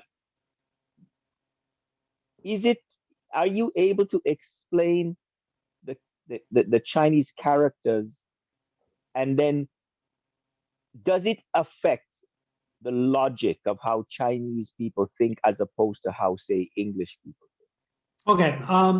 Okay. I will not further discuss this question. Okay, because I think that's not related to today. But I really appreciate your question. But because it's too long, I don't want to run over time on this. Okay. Sorry for this. But I can give you. That's fine. Yeah, I can give you a quick answer, which is my answer. I will say yes, it affects the way of thinking. But I know I talk this one with different people in different philosophical group. A lot of people disagree. Some people say think that doesn't matter what language you choose. People's thoughts are the same. It's definitely transferable translation. You can translate one to one. But my opinion is because of the shape, because of the writing, the Chinese thinking make it different. And that's another reason I encourage all the younger generation to learn at least bilingual, because I believe the language you use will open your brain. That's a personal belief, and then just my opinion. Okay. I appreciate your opinion. I definitely. And then I think this question will keep coming on, during the section. And thank you for asking. Yes, absolutely. Thank you. Thank you. Kevin, please. Yes, thank you, Jason. Yeah. And everyone else, yeah, for me, back to Hugh and who asked question, I guess, of that. That's for me, my experience. I've been in China for 30 years, then came here 20 years ago. So it's really in modern days, contemporary time, we focus mostly on the young. You think about another half of the concept out here. For example, use English. Our words lack of like neutral words, balanced words, as a general, maybe language as general, a human language. So either really good or bad. You see, we cannot say one thing is everything's good. However, that we do that all the time. It's either you kind of use your false dilemma or a false dichotomy. The second point is about the language and the thought. Language itself affects our thoughts. So language itself is problematic, you think about. And the search about the yin and the yang self, obviously this kind of balance, balance itself makes sense. However, we just didn't practice that way. We normally not black is right. If we directly, that's one of like Chinese laws, the idiom is balanced. You see something here, basically try not to go extreme. It's always how on that language itself, because language itself we use binary. It's help us to try to find it where it's okay, it's good, okay, I should do it, because we always got a choice. If you're not, we're going to. However, when you do it, you lose another opportunity cost. I'm going to pause here. Thank you. All right, thank you, Kevin. Madeline, please. Thank you. Yes, thanks, Kevin. This whole activity, it's very sophisticated. I see basically a bunch of very intelligent people trying to reconcile a system of 5 processes, which is the 5 elements, with colors, directions, okay, so we'll call that one system. Another is Yin-Yang, and another is the hexagrams. So you have different numbers in each system that aren't compatible in terms of simple like multiplication and division and what goes into what. And the whole thing actually reminds me of the lunar solar calendar, in that it's 2 different kind of numerical and natural cyclical systems. And so this is like that, but using 3 of them really.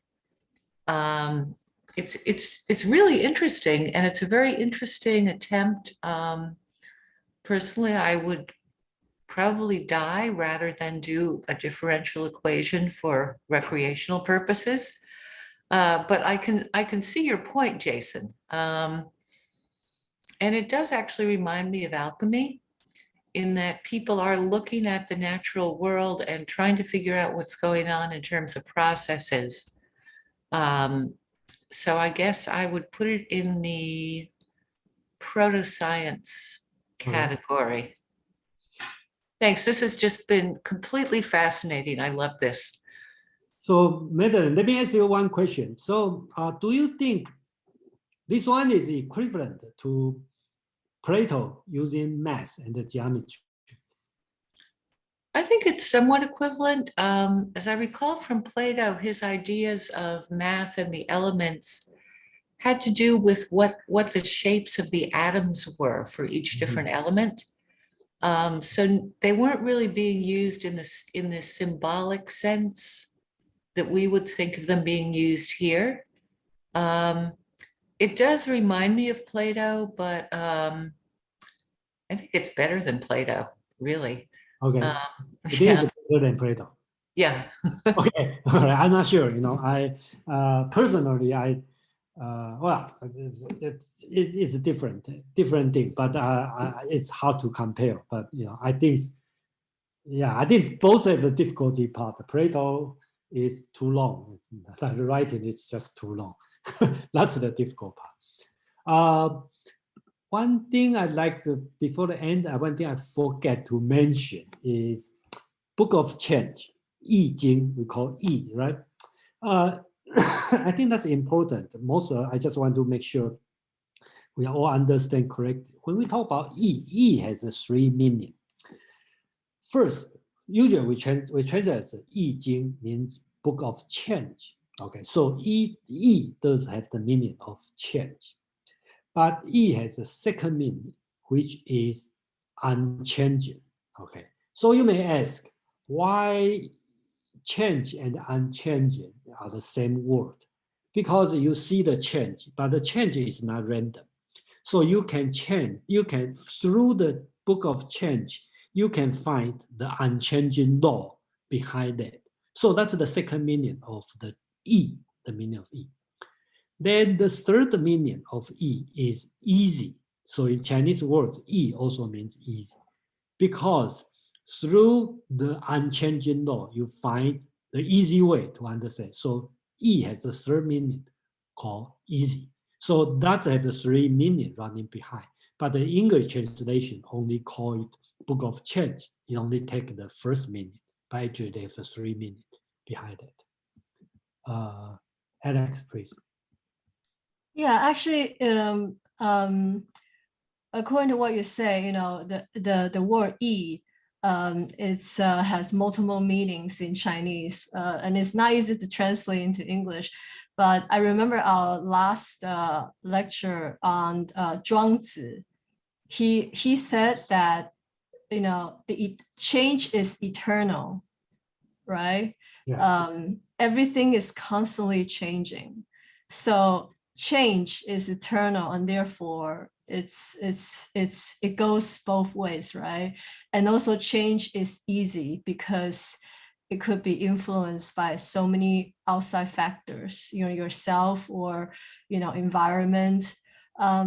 So I think the Book of I Ching has a very deep philosophy. I do think that out of all these 6 definitions, I do think that they are philosophy. There is a concrete idea of how they come up with these things, and I want to point out to what is the proper English name for Yin-Yang school. Actually, it's really about opposites. All the definitions are all about like opposites. Yin is dark, Yang means bright or hot or heat. Yin is like shadow. So you have these both forces that exist in the world that is dominates, and everything else comes after that.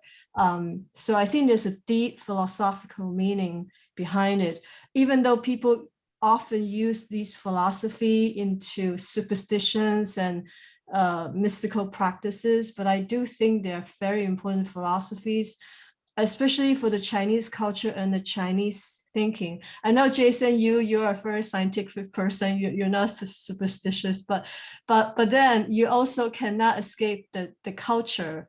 Where you grow up with these ideas. So it's for as a Chinese person, even though you are scientific, but you also cannot deny that this is part of a Chinese culture. And actually, I was interested about your other slide. You talk about Pythagoreanism. Mm-hmm. Pythagoreanism. Okay. Yeah, well, yeah. I'm so sorry. I'm not totally. I know Pythagoreanism is a math, and it turns to religion, but that is very different from the Yin-Yang school, because this is not a religion at all. This is about predicting the future, playing around with the elements, and using a philosophy or pseudoscience in a way, to come up with how you can do things and predict for the future. I don't know if that's what Pythagoreanism can do. So.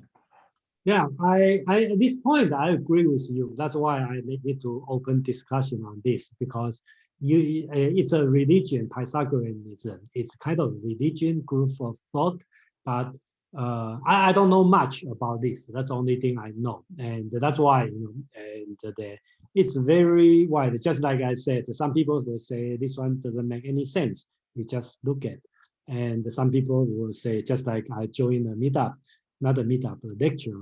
They spend 2 hours only talk about one of the 64 hexagram part of that. And he said, oh, we need to continue next time. So, and depend on how you want to look at this one. But that's the purpose I want to let everybody know. And that's based on this book, based on the original text. That's the writing it is. And I find the trace from the ancient time to today. And then I remember one scholar talking about how to define Chinese. I'm talking about Chinese, culturally Chinese, not the citizen of China. If you have a 5 element running in your mind, then you are Chinese. Okay, so that's one of the definitions. So same situation, feng shui, just like Alex said, I don't believe it, but when I buy a house, I look at the feng shui. And you ask me why? Well, my parents will come, and then I don't want them to feel uncomfortable. So same situation, you will invite your Chinese friend to come. So you don't want to have a house with a bad feng shui. And another thing is a social, thing. So as long as we know it, then you decide how you're going to take it. That's my opinion. Yeah, so, just one last thought. I'm wondering about Confucius, because you mentioned that Confucius mentioned about this, right? Mm-hmm. And I know that Confucians, they are well known as funerary directors, funerary officials in the ancient times. They're the directors of. So I'm thinking maybe they might have used some of these strategies or ideas behind it to carry out their funerary functions. This part I don't know, because I haven't. The reason I don't know is I didn't read anything about this. But of course, I'm not a scholar reader. All the stuff. So that's the thing I don't know, probably out of ignorance. Okay, but I don't know. But what I know is in the Book of Change, I Ching, there's a full of Confucius comment. And another thing even said that Confucius said, so they must be written by the Confucius disciple. And when I read what Confucius is writing on the Book of Change, he is not interested on the lucky or unlucky, fortune or misfortune, predict the future. He more interested on the moral lesson. He said, oh, that's always go this way. This one tell you is the strong, let's say, okay, that's one of the example. He said, okay, the star is moving endlessly. Okay, then he called 君子, okay, 自强不息, have to, improve yourself, never stop. So Confucius care about the moral lesson. So when he sees something supposed to tell you fortune or misfortune, but he come with the moral lesson. So that's the part also interests me. So that's the only thing I know. So when I read the Book of Change, this book, okay, I kind of read about more on the moral lesson. Okay, on the moral lesson. So like analects. I think this one probably more Confucius teaching than the analect. That's my opinion, okay? Because there's a lot of Confucius comments on this one. So that's it. We have, it's Elena, is that right? Yes, and thank you so much, Jason. So you mentioned that if you would be buying a home, then how would you look at it in feng shui way? What would you just immediately start?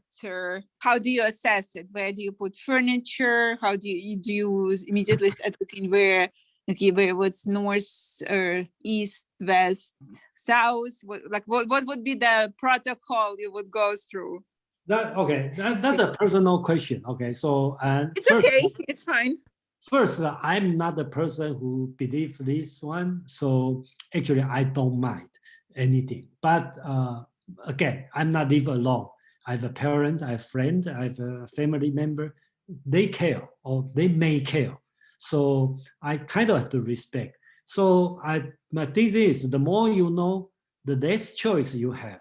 So, so that I only look at the big thing. For example, you don't look at the highway just strong to your front door, and make sure when you open the door, you don't see the stair going down, and something like this, very general things, and I believe the shortcut or trick. So if it's not, you have to buy this house or you have to do this, then they always have solution, right? For the smart people, always have solution. You put a mirror to reflect something, or you put something to something. So they always a way to avoid it. So that's the thing I will do. But again, that's not advice. That's just personal I do, because I'm practical and I don't want this kind of thing cause trouble to me. So that's just personal. But I know some people take it very seriously, but not me. So. Okay, Madeline, we run out of time. Then we have Madeline. You have last comment or last question, please. Oh, okay. Sorry. I just wanted to add to the feng shui that the Chinese were the first, as far as we know, to use magnets. And so, of course, they seem to be first with everything. And it was with, they used them mostly for geomancy. So it really was where to site a house or where to site a village or a building of some sort. And that was in accordance with feng shui. And so they used the local magnetic currents and variations. They didn't actually do everything with magnets that we here in the West did once we got hold of them and started using them. But that was an important element of feng shui that I think doesn't get discussed that much. Yeah, thank you. This reminds me when I read, I think it's Francis Bacon, right? He talked about the three great inventions, okay? Printing, campus, and fireworks, okay? And he talked about these three great inventions, okay? But these three basics are claimed by Chinese, invented by Chinese, right? But unfortunately, the printing, because the Chinese character, you have to make a thousand of a case, right? So it's difficult. Unlike in English, in the European, you have only 26 letters and plus upper lower case. So it's easy to do the mass printing. So that's number one. Campus, when the Westerner find it, the campus used for navigation, but Chinese use for feng shui campus. Firework, and the Westerner used for the firearm, and Chinese doing for the firework. So the great invention with a different kind of application. So that's the thing, you know, if you talk about the great invention. So I think that's great to finish. And today it's a lot of talking. Jason, so you're not going to have a meeting next week? Is that what you said at the very beginning of the meeting? No. We have a two meeting. We have a continued meeting for next for March, and until April, I will take 2 weeks off. So next week we are going to do Xunzi, Confucianism, and then the week after we are going to do the Hanfeizi, the Chinese legalism, and then the week after, Pin is going to lead us read the second chapter of the Zhuangzi, and then I probably will take 2 weeks off. Then we restart on the at the same time. We probably will do the. Okay. Thank you so much. Thank you very much, Jason. Yeah. So next week, and for the rest of this month, we still have the meeting. Okay. So. Okay. Okay. So great, and then see you next week. Yeah. Thank you. Jason. Bye-bye. Thank you. Bye. Bye-bye. Thank you. Thank you, Jason. Have a great the rest of the weekend. All right. Thank you. Thank you.